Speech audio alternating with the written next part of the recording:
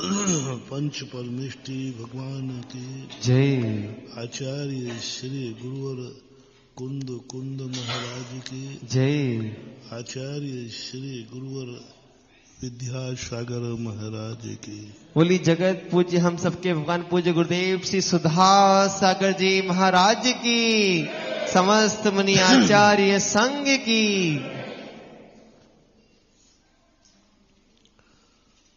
वस्तु त्रिकाल रूप से हमेशा से विद्यमान है। सत का कभी विनाश नहीं होता और असत का कभी उत्पाद नहीं होता। अनादिकाल से नित्यावस्थानि रूपाणि, छह द्रव्य हैं, छह ही रहेंगे और नित्य हैं, वे कभी मिटते नहीं हैं। इस बात को देख करके अपना प्रसंग चल रहा है। सभी द्रव्य अपनी त्रिकालिक सत्ता रखते हैं, लेकिन दुर्भाग्य है कि वे अपने आप की त्रिकालिक सत्ता का अनुभव नहीं कर पाते, क्योंकि वे जड़ रूप है। इसलिए हमने विगत दिनों कहा था, पहले तो तुम अपने स्वयं को पहचानो कि तुम्हारे में अधिक क्या है। दो बातें अभी 2 दिन से चली थी। एक बात चली थी कि दुनिया तुम्हारे काम की है या तुम दुनिया के काम के हो। जो धंधा करते हैं उनके कई बार ऐसी स्थिति बन जाती है, जो उनके पास है सांझे का व्यापार और कर्जा करके व्यापार। कर्जा करके व्यापार करना समझदारी का काम नहीं है।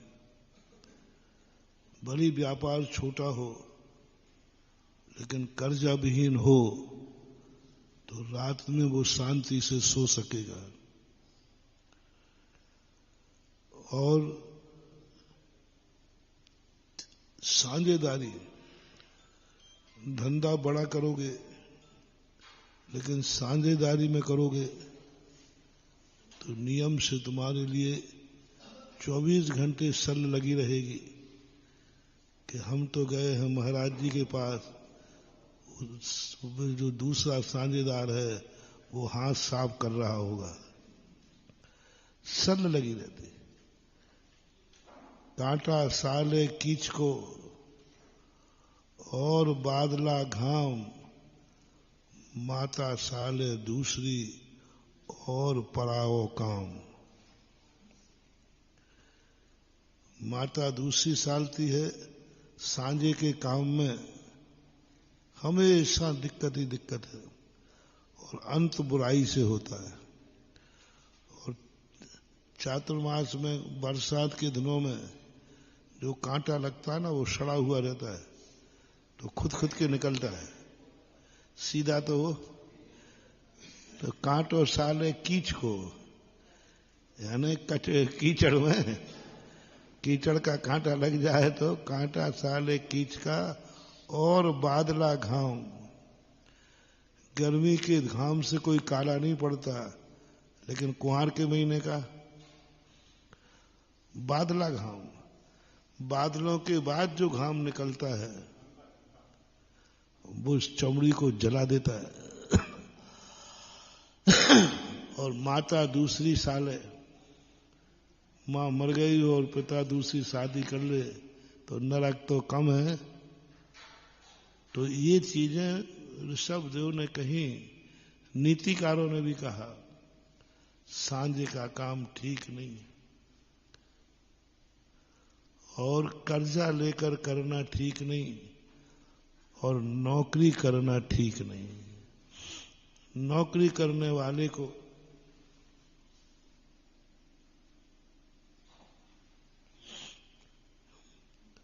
भीख के समान कह दिया। बोले भीख में तो कम से कम वो जो भीख मिल गई उसमें निश्चिंत है, लेकिन नौकरी में तो 24 घंटे दास्ता, भय, मान अपमान, ये सब चीजें होती हैं।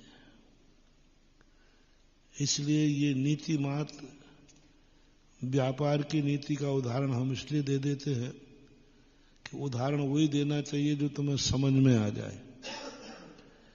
ये उदाहरण तुम्हें अच्छी तरह समझ में आ रहा है क्योंकि तुम भुक्तभोगी हो। अब इसी को हम परमार्थ में लाते हैं कि हो रहे हो, यही चीज तुम्हें दिवालिया बना देगी। जैसे कर्ज लेने वाला सुखी हो रहा था, मुझे इतना कर्ज मिल गया अच्छा रहा, लेकिन चुकाने की गुंजाइश तो थी नहीं। जब व्यक्ति कर्जा मिलता है तो ये नहीं सोचता कि मैं चुकाऊंगा कैसे, वो तो सोच रहा है मिल रहा है तो। ये भूल बहुत बड़ी। सरकार लोन दे रही ले लो, सेठ कर्जा दे रहा ले लो, वो तो बैठे ही है, उनका तो व्यापार है। बैंक से यदि कोई लोन नहीं उठाए तो बैंक तो दिवालिया हो जाए। जो बैंक लोन नहीं दे सकता वो ब्याज कहां से देगा? 6% ब्याज लेता है तो 12% कमाता है, तो वो तो उनका व्यापार है, सुविधा नहीं है।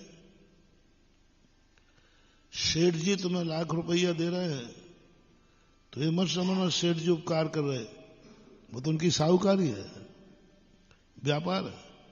सेठ तुम्हारी सहायता के लिए कभी पैसा नहीं देगा, वो तो उसका व्यापार है, धंधा है।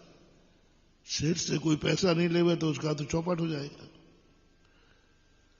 तो हम नहीं समझ पाते कि ये धंधा कर रहा है, हम समझ पाते हैं कि हमें मिल रहा है सो ले लीजिए। तो लेना भी पड़े तो कभी पहले विचार कर लेना। एक अर्थशास्त्र का नियम है पूंजी निवेश। अमेरिका धनाढ्य क्यों है? कि उनके पास धन ज्यादा है? नहीं, उनके पास एक नीति है इकोनॉमिक्स की कि आप जितनी मुद्रा छापो उससे 4 गुना सोना आपके पास होना चाहिए, जाओ तुम कभी गरीब नहीं होगा देश। मुद्रा तुमने 1 लाख की छापी और अभी सोना कितने का रख लिया? 4 लाख। अब क्या करोगे? अब मुद्रास्फीति नहीं, इसे मुद्रास्फीति बोलते हैं। अभी मुद्रास्फीति कभी नहीं बढ़ेगी इसकी, क्योंकि उसके पास 4 गुना 100 गुना जितना गुणकार करो उतने बदले आपकी कोई पूंजी सोना चांदी जो कभी नष्ट नहीं होती। पूंजी निवेश कहलाता है जो किसी भी हालत में कभी भी नाश को प्राप्त नहीं होती। पीतल नहीं, लोहा नहीं, संसार में ऐसी कौन सी वस्तु है जो किसी भी अवस्था में कभी नाश नहीं होता? सोना। चांदी को नहीं माना, चांदी नाश होती है, चांदी खत जाती है, चांदी नष्ट हो जाती है, लेकिन सोना नहीं होता। इतना नहीं कर सकते हो तो 2 गुना, इतना नहीं कर सकते तो 1 गुना। हमारे पूज्यवत जिनसेन स्वामी ने महापुराण में भी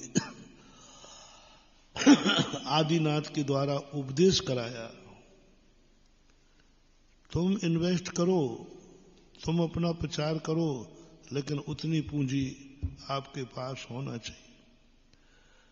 धंधा करो, 1 लाख का धंधा करना है तो 1 लाख पहले घर में एफडी बना के रखो, ये पूंजी निवेश कहलाता है। आजकल तो पैसे का हो गया, पहले तो व्यापार करते थे। 10 लाख रुपए का व्यापार है, 10 लाख पहले घर में रख दो, मान लो सारी नैया डूब गई तो दिवालिया नहीं होगी, इज्जत बची रहेगी, क्योंकि जितना हमने व्यापार में इन्वेस्ट किया है उतना ही हमारे घर में एफडी रखी।